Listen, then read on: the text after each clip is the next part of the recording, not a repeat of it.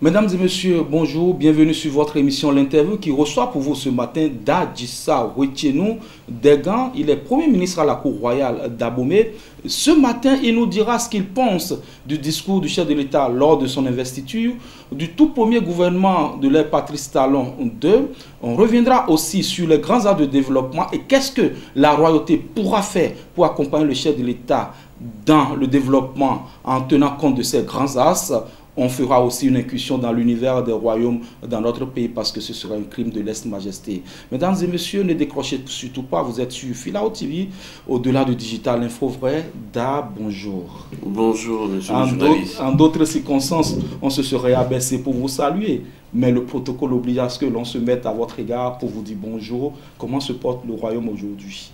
Le royaume, en général, le royaume du Dahomey se porte très bien. On va y revenir tout à l'heure parce que ce serait un crime de lèse-majesté, comme je l'ai dit, de ne pas parler de royauté, de ne pas parler de royaume lorsqu'on est en présence d'une tête couronnée et pas des moindres, le premier ministre du roi Sagouadjo d'Abomey, de la cour royale d'Abomey. Mais dites-nous déjà, en tenant compte du thème de notre débat de ce matin, qu'est-ce que vous, en tant que tête couronnée, moins par les membres de nos ancêtres et Dieu Sebolissa, comment est-ce que vous appréhendez le discours du chef de l'État lors de son investiture? On ne finira jamais de décrypter ce discours. Merci. Vous soulignez quelque chose, je ne suis pas le premier ministre du roi Sagouadjo. Mais le premier ministre du royaume d'Abomey. Le premier ministre du royaume et Bokono du royaume d'Abomey. D'accord. Je suis très heureux le 23 mai, 23 passé, quand le chef de l'État est parti à Porto-Novo prêter serment devant le peuple béninois. Tout le monde, et nous, les têtes couronnées en particulier, a entendu tout ce qu'il a dit au moment où il prête serment devant les esprits du pays et devant les sages et les béninoises et les béninois. Moi, je suis heureux que, on peut dire, le Bénin a trouvé quelqu'un depuis 5 ans, un président qui peut faire fier et une grande fierté au Bénin. Pourquoi? C'est un monsieur qui est courageux. Il est un garçon. Donc on dit qu'il est téméraire. Pas du tout. Il est courageux. Simplement. Si tu es un enfant bien courageux, tu peux aller n'importe où et partout. Mais pas à la fois. Il est courageux.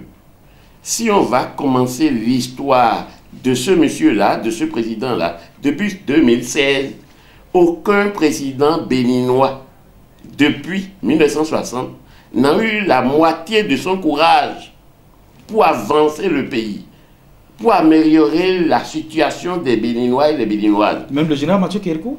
Le général Mathieu Kérékou, c'est un militaire. D'accord. Lui, quand on parle du président actuel, c'est un civil. Oui, c'est vrai. C'est un civil. Mais le général Mathieu Kérékou a fait pratiquement 17 ans et plus. Oui. Chaque année, il reprend d'autres courages parce qu'il est militaire. Et celui-là, c'est un civil. Et il sort du néant. Du néant. Complètement du néant. C'est un faiseur de roi. Mais non, quand on dit faiseur de roi, toi aussi tu es faiseur de roi dans ton domaine. Ça, c'est vrai. Chacun de nous est faiseur de roi. Président Talon sort du néant. C'est-à-dire, il sait ce qu'il veut. Et il sait ce qu'il doit faire pour que Dieu demain lui donne la gloire. Il faut bien observer tout ce qu'il est en train de faire en esprit et devant les humains. Moi, j'ai constaté 2 choses. Il a la crainte de Dieu. C'est un politicien sérieux. Vous avez lu ça dans le discours? J'ai lu ça dans le discours. Ok, allons-y. Il a la crainte de Dieu. Vous, les journalistes, je crois bien que vous avez décortiqué les 12 minutes de son discours, point par point, sur chaque volet. Oui. Il faut bien analyser. Et demain, vous pouvez nous dire que quand vous avez décrypté son discours de 12 minutes, il dit plus de 2 heures de temps. C'est-à-dire, il a rassemblé tout ce qu'il va faire en 5 ans pour ce quinquennat-là. Et il a déballé en 12 minutes pour le peuple. La seconde chose que moi j'ai observé, la formation du nouveau gouvernement pour ce quinquennat. Non, on va revenir sur la formation du gouvernement.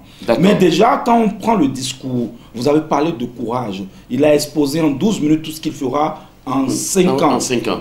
Mais au-delà de ça, quel autre aspect de ce discours vous a plu? La forme du discours. Et après, on va rentrer dans le fond du discours.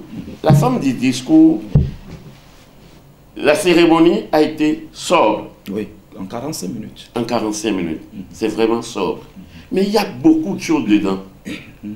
Par exemple, il faut voir l'ambiance du stade le jour-là. Ceux qui sont arrivés, les Béninoises et les Béninois qui sont arrivés, tout le monde est sorti du Charles de Gaulle avec beaucoup de courage, beaucoup d'ambiance. De fierté. De fierté générale. Même ceux qui sont Béninois et ils sont à l'étranger. Ceux qui ont suivi la cérémonie à la télé. Les gens sont heureux de voir le Bénin nouveau qui a pris le départ extraordinaire. Mais grâce à qui?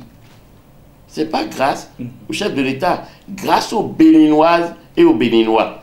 C'est-à-dire, il y a la paix dans le pays. Son discours est basé sur plusieurs choses. Moi, j'ai critiqué, pas critiqué, un mois avant la cérémonie pour dire, mais le serment doit baser sur quelque chose. La main de nos ancêtres. Voilà. Ce n'est pas le jour-là que le serment va baser sur nos... On va en parler tout à l'heure. Ce qui n'a pas marché pour ce discours, vous allez nous le dire. Mais parlons d'abord de ce qui a été positif. Vous avez parlé de la fierté, du courage, de ce qui a été fait en quelques minutes, sobre dans l'ensemble. Mais quand on prend le volet social dont il a parlé, vous, qu'est-ce que vous pensez ou comment comprenez-vous ce volet social? Le volet social, il a reparlé du volet social. Les 5 ans passés, il y a plusieurs formes de volet social. Il y en a de hautement social cette fois-ci. Maintenant, hautement social, c'est juste la continuité de l'autre, du hautement social. Et nous allons continuer à serrer la ceinture. Mais qu'est-ce que tu veux? Dès qu'un chef de famille a donné l'argent à sa femme pour dire, voilà l'argent de la semaine. Si la femme prépare la sauce pour 2 jours, ils vont terminer la sauce pour la journée. On doit serrer la ceinture. Ceux qui mangent 2 fois, si on prend la volume de 2 fois là, on peut étaler à 4 fois dans la journée. Il va te dire que tu lui as serré la ceinture. Si on ne serre pas la ceinture, est-ce qu'on peut arranger le pays? Chacun de nous doit serrer la ceinture. Comme chef de famille, comme chaque chef de famille, comme chaque responsable doit serrer la ceinture. Quand on dit serrer la ceinture, si tu serres la ceinture, l'eau va sortir dedans. Si tu serres la ceinture, l'énergie doit sortir dedans. Tout va sortir dedans. Les hôpitaux. Ce n'est pas que je protège quelqu'un. Ce que je vois en 5 ans, les autres me disent qu'ils n'ont jamais vu en 60 ans. Maintenant, si j'ai serré la ceinture, je peux dire que je suis fier. D'accord. Dites-nous, Dadjissa Ouetchenou Degan, qu'est-ce qui n'a pas marché dans ce discours? Bon, est-ce qu'il peut tout faire en 12 minutes? Est-ce qu'il peut tout dire en 12 minutes? Ce qui n'a pas marché dans ce discours du chef de l'État, je ne sais pas. Vous avez parlé des membres de nos ancêtres. Même de nos ancêtres, ils sont toujours là. Il manque un peu de réforme sur ce côté-là. Mais je vais dire une chose au chef de l'État, de ne pas juste confier ça aux députés. Aux néophytes. Pas du tout. Lui-même, avec les députés, avec ses conseillers, à la matière de réfléchir correctement ce qu'il va faire pour les 5 ans pour qu'une réforme approfondie soit faite sur ce côté-là. Sinon, c'est comme si ils sont en train de faire un théâtre au niveau des ancêtres, au niveau des esprits. Alors qu'avec ça, on ne fait pas de théâtre. Pas du tout. C'est pure réalité. Mais vous qui êtes si proche du chef de l'État, vous dites non, je ne trahis aucun secret. Est-ce que vous n'avez pas une possibilité de le rencontrer, de le lui dire, pour qu'il comprenne l'importance de ce que vous êtes en train de dire? C'est pas moi, Dadissa, l'homme qui est en face de l'État, qui est proche du chef de l'État. C'est tout le pouvoir traditionnel. C'est tout le pouvoir traditionnel. C'est quelqu'un qui il écoute beaucoup, il réfléchit beaucoup et il analyse beaucoup. Il va le faire. Mais de ne pas confier ça là aux députés seuls. Le député peut le faire, mais pas comme lui, il veut le faire. Il veut faire les bonnes choses pour le pays. D'accord. Parce que ça va servir le pays. Ça va nous servir demain. Quand je dis demain, c'est pas demain 2023 ou 2025. Dans le futur. Dans le futur. Pour que chaque Béninoise et chaque Béninois va être fier pour dire, ah, le Bénin est assis sur quelque chose. Les anciens le savent. Mais les nouveaux, les Béninois, les Béninoises, une certaine génération ne connaissent plus rien de ça. Mais ça fait mal. Et c'est l'histoire qui est en train de disparaître comme ça. D'accord, Dadissa, nous allons continuer la télévision, c'est une question de temps. Dites-nous, vous avez commencé par l'évoquer tout à l'heure, le chef de l'État est attendu, après son investiture, sur le remaniement ministériel. 2 ministres qui sont partis, aux 3 entrées, un ministère qui a été supprimé. Vous, tête couronnée, quelle est la lecture que vous faites de ce remaniement, puisque tout le monde attendait à ce que le chef de l'État change à 80% ce gouvernement-là? Non, les Béninois, le chef de l'État écoute les Béninois. Il écoute vous, les hommes de médias. Tout le monde a dit, on ne change pas l'équipe qui gagne. C'est ça. Tout le monde a applaudi le chef de l'État. Et il est réélu. C'est les hommes, c'est les femmes qui l'ont accompagné pour le quinquennat. C'est les ministres. C'est pas seulement le chef de l'État qui a travaillé pendant le quinquennat. Non. C'est toute l'équipe. Mais si les Béninois sont fiers du travail, pourquoi on va changer l'équipe? Moi, je veux qu'on touche l'équipe. Mais là où je veux, on ne peut pas toucher rapidement aussi. C'est où? C'est la culture. Ah, ok. Dites-nous, dites-nous. Mais j'ai déjà dit 10 fois au chef de l'État. Ok. Dites-le encore une fois, peut-être qu'il... Monsieur le Président de la République. Voilà. Votre équipe qui a travaillé pendant 5 ans, il y a certains ministères qui a été changé une seule fois. Mais notre maison commune, le ministère de la Culture, a été changé 3 fois. C'est-à-dire que ça ne marche pas. 3 fois. Les 5 ans là, il y a eu 3 changements du ministre de la Culture. Si devant le chef de l'État, il voit que ça marche, devant les ancêtres et devant les initiés, devant les gardiens du temple, ça ne marche pas. Qu'est-ce qu'il faut faire? Il faut éduquer les cadres du ministère de la Culture. Il faut parler au ministre de la Culture. C'est ministre de la Culture. Il est de la Culture. Monsieur Abimbola, est-ce que ça marche? Les cadres du ministère de la Culture, est-ce que ça marche chez vous? C'est quoi?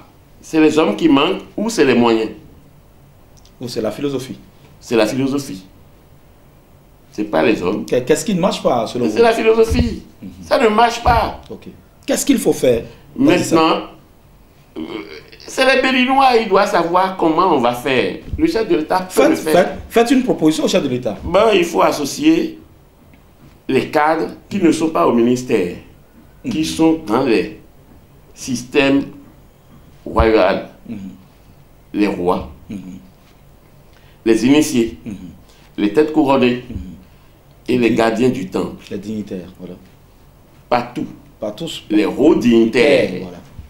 Si tu dis les Non, dignitaires, on va y revenir tout à l'heure parce qu'on ils vont sait que quitter le marché dans ton dans ton pas pour venir, qui sont des dignitaires. Oui, les hauts dignitaires. Ok. Si le chef de l'État peut écouter, Mhm. les Béninois vont l'applaudir encore À la fin de son mandat. à 200%. Quand vous le dites d'Adissa, je suppose que vous savez de quoi vous parlez. Nous allons évoluer. Le chef de l'État a été investi. Il a fait son gouvernement. Maintenant, le deuxième quinquennat a démarré. Beaucoup de défis. Selon vous, quels sont les grands axes de développement que le chef de l'État doit attaquer pour parfaire sa gouvernance du premier quinquennat? Il est en train de faire, mais il y a beaucoup de choses qu'il va encore nettoyer. Dites. Quand il a parlé de social, social c'est toi, c'est moi, c'est tout le Bénin. Mhm. C'est quoi le social? Qu'est-ce que vous pensez, qu'est-ce que vous comprenez de ce social-là? Social, c'est pas que tu vas rester chez toi et tu dors du matin au soir et tu vis, j'attends le social. C'est de travailler davantage. Social, c'est 10 personnes qui vont travailler et 100 personnes vont bénéficier. 10 personnes vont travailler. Et ça va générer pour 100 personnes. Ça, c'est le social. C'est-à-dire, première des choses des sociales, c'est les industries. Le travail bien fait. Régler le problème de chômage. Régler ce problème de chômage. C'est pas que les jeunes sont 2 millions aujourd'hui à chômage et on va faire un recrutement de 100 000. On ne peut pas voir le social dedans. C'est quoi les jeunes vont faire? C'est d'aller à l'agriculture. Ça va couvrir et ça va régler totalement le problème du social. S'il y a la voie, si les jeunes ne sortent pas de chez eux pour travailler, la voie va être toujours pour les émigrants. Tu vas aller à un stationnement de émigrants. Il y a au moins 35 émigrants mobilisés. Si tu les comptes, ils vont faire 35. Surtout les heures de pointe. S'il y a tant de regroupements de émigrants sur leur parc, est-ce qu'il y a social? Ce n'est pas dire, je prends mon maillot jaune, je prends ma moto et je vais aller travailler. Il faut les reconvertir. Il faut les reconvertir. Il a laissé le champ de son grand-père. Il est venu acheter Badiaï à Cotonou pour dire il va faire du travail. Quel travail? Il va laisser le champ pour dire il va vendre du station essence paillot sur la voie. S'il y a des choses comme ça, sociales pendant 5 ans, on ne peut pas voir. D'accord. Il faut aller au champ, mécaniser, pas avec tabac. Les mécaniques, les tracteurs, il faut former les jeunes, il faut former les Béninoises et les Béninois pour un travail bien fait. Si on règle ça, les 5 ans, le social va germer beaucoup de graines. Beaucoup. Beaucoup. Et il y a l'enseignement aussi qu'il faudra revoir, puisque le chef de l'État, lors de son investiture, a dit que le secteur de l'enseignement sera aujourd'hui adapté aux réalités. Selon vous, il faut retoucher l'enseignement. C'est ça le grand problème social, c'est à partir de là, parce que l'enseignement est gâté chez nous depuis 20 ans. 20 ans seulement. Si je dis ça, les gens vont encore crier. Je ne peux plus monter plus haut. Depuis 20 ans, les choses sont gâtées.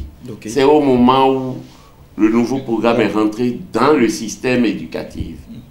Et on a laissé les valeurs maternelles, la langue de la maison, la langue de localité. Mais quand on cherche social, social va être en français ou dans les langues. Celui qui va aller montrer la terre, si tu parles français là-bas, il ne te montrera pas. Celui qui va dire, c'est comme ça on fait, si tu parles la langue étrangère, il ne te montrera pas. Le social va sortir où? Pour avoir le social, il faut associer l'enseignement et aller à la langue maternelle pour que les gens savent ce qu'ils doivent faire.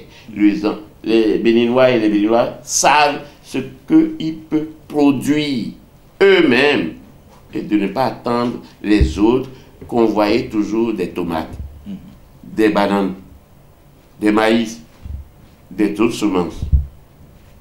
Il y a les grands vallées qui sont là. Il y a la terre qui est là, qu'on ne touche pas. Social, c'est là. Oui, dans tout ça, vous l'avez dit, qu'est-ce que la royauté peut faire aujourd'hui pour accompagner le chef de l'État dans l'accomplissement de tout ça?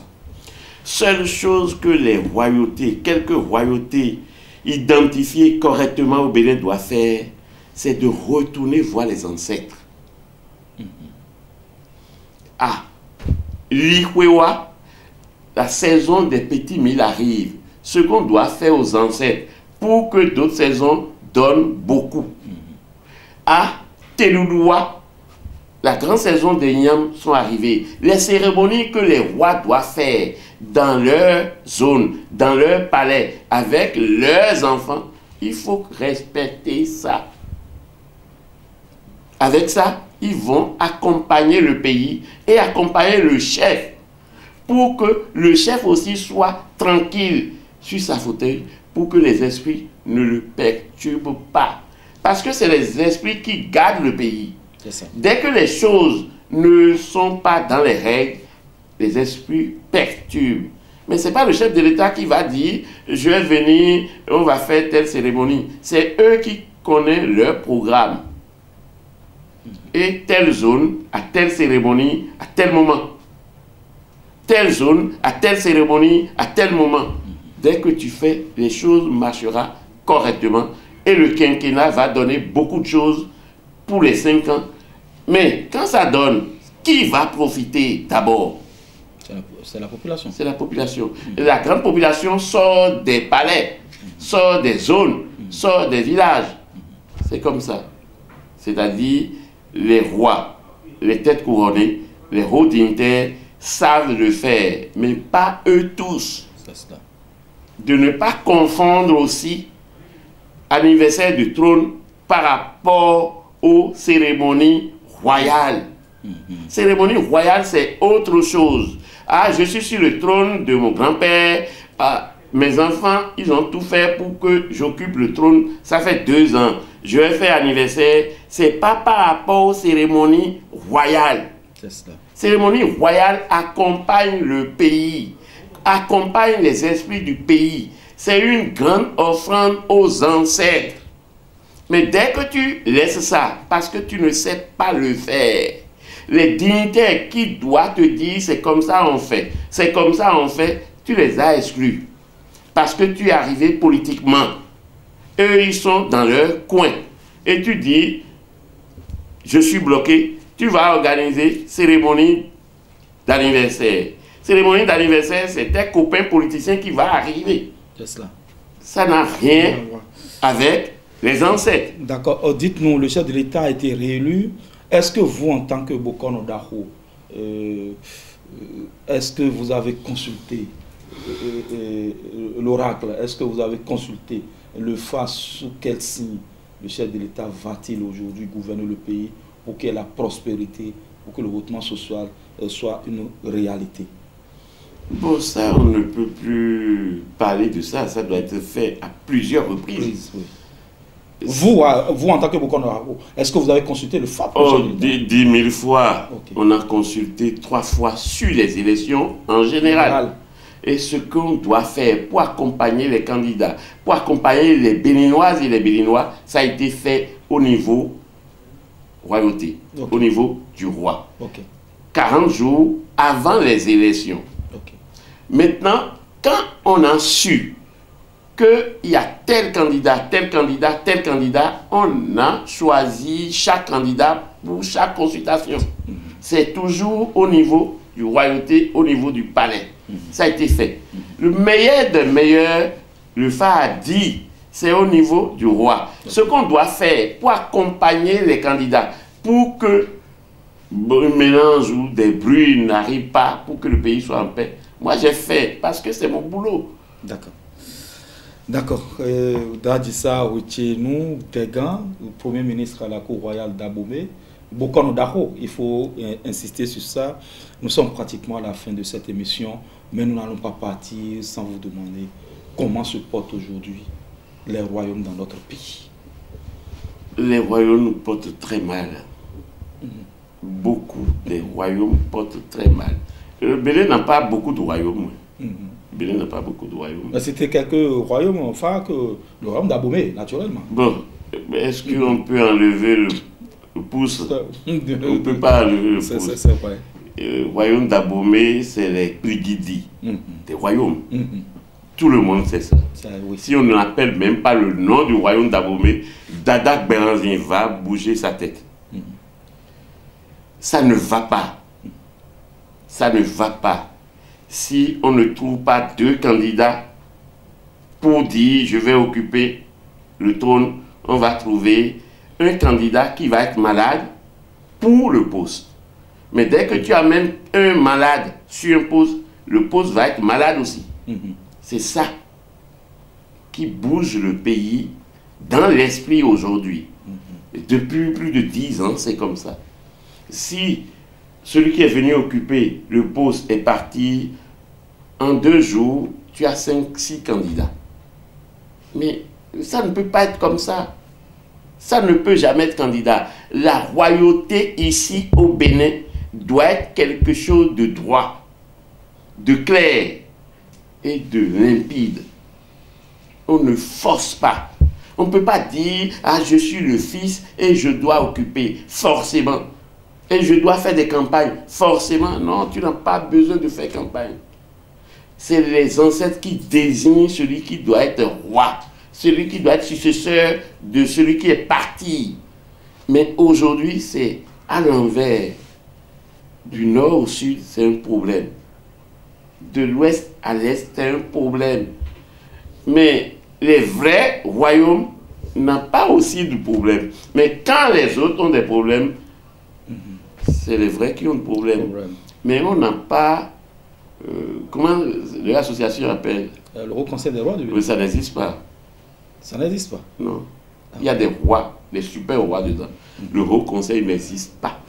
Ah bon? Oui. C'est vous qui le dites. Le Haut Conseil n'existe pas au Bénin. Si le Haut Conseil existe, tu ne peux pas écouter qu'une affaire de la famille, de la dynastie, va aller au tribunal. Le procureur n'est jamais debout dans la maison. Non. Le procureur est toujours au tribunal.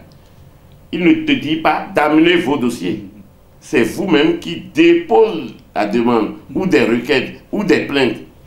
Si le Haut Conseil existe, les plaintes vont aller au tribunal. Qu'est-ce qu'il faut faire pour régler ces problèmes? Il faut identifier les vraies dynasties. Il faut identifier les vrais rois. Il faut identifier les vrais occupants sur les trônes. C'est pour ça que j'index ministre de la Culture. C'est son rôle d'abord. Et l'intérieur va suivre. C'est au moment où il y a du bruit, en ce moment-là. Le ministère de l'Intérieur. Mais s'il y a du bruit, c'est le ministère de la Culture. Si la culture va dans un pays, tout va bien. On peut fermer les yeux sur le pétrole.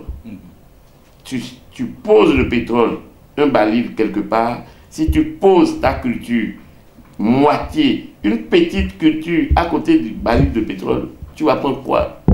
La culture. C'est plus riche. Merci beaucoup, Dadissa. Nous sommes à la fin de cette émission. Vous allez conclure, vous allez nous dire... Oui, je remercie la télé Filao. Merci.